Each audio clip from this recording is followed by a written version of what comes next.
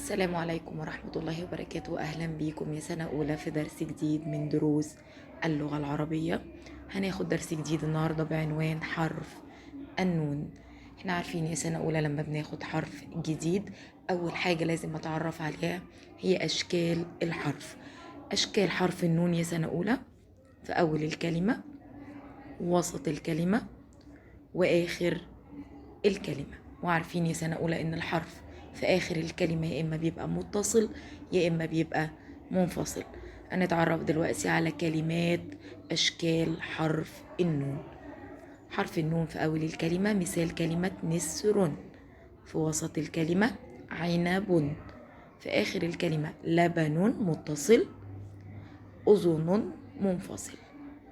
أول سؤال عندي بيقول لي ضع خطا تحت الكلمة التي بها حرف النون. عندي مجموعة من الكلمات، عايز أحط خط تحت الكلمة اللي بيها حرف نون. الكلمة اللي فيها حرف نون عندي كلمة فانوس، برافو علينا، فانوس. الكلمة التانية عندي نحلة، نحلة. تالت كلمة برافو نجوم، عنب، عنب. يبقى الكلمات اللي احنا قلناها دي بها حرف نون، فانوس، نحلة، نجوم، عنب. تاني حاجة يا سنة أولى أتعرف عليها هي حركات حرف النون. النون فتحة، كسرة، ضمة، وعلامة السكون. قلنا قبل كده إن الحرف لما يبقى عليه فتحة يبقى صوته، هنا عندي حرف النون عليها فتحة يبقى صوتها ن، تحتها كسرة ني، عليها ضمة نو، وعلامة السكون ما بتتنطقش لوحدها، لازم حرف قبلها. هنتعرف على الكلمات. نحلة، نا نحلة. الكلمة اللي بعد كده ني، نسناس، نسناس. نو، نجوم، نجوم. مهندس، مهندس. وقفت هنا عند حرف النون لأنه ساكن ونطقت معاه الحرف اللي قبله حرف الهاء. نتعرف على السؤال. بيقول لي اختر صوت الحرف المناسب للصورة. عندي مجموعة من الصور وعايزني اختار لها الحرف المناسب لكل صورة. الصورة الأولانية عندي صورة نجوم، برافو علينا، ننطق تاني نو، يبقى هختار برافو نون ضمة. الصورة اللي بعد كده نحلة، نا، نا، برافو علينا، نون فتحة. آخر صورة نسناس، ني، نسناس، برافو نون كسرة. ناخد سؤال كمان.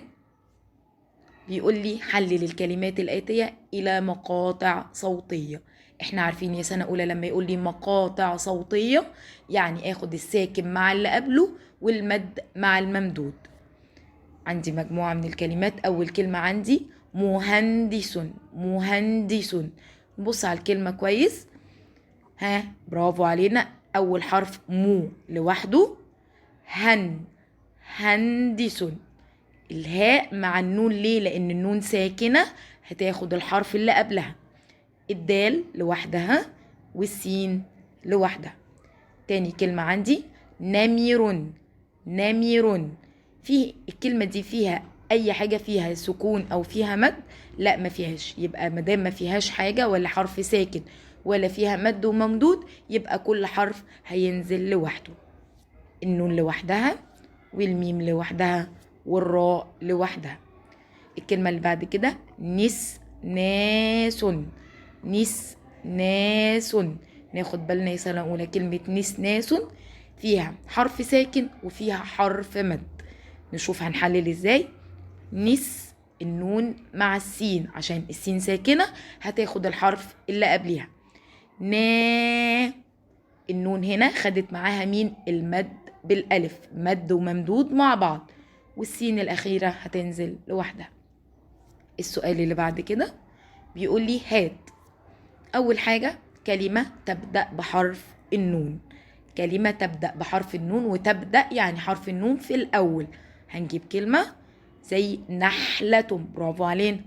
تاني حاجة عندي بيقول لي كلمة وسطها حرف النون، يعني حرف النون جه في النص، زي عنب. طيب آخر حاجة عندي كلمة آخرها حرف نون. حرف النون جه في الآخر زي كلمة لبن. لبن. وده بيكون درسنا النهاردة يا سنة أولى، هو درس حرف النون. وإن شاء الله نلتقي في درس جديد بإذن الله. والسلام عليكم ورحمة الله وبركاته.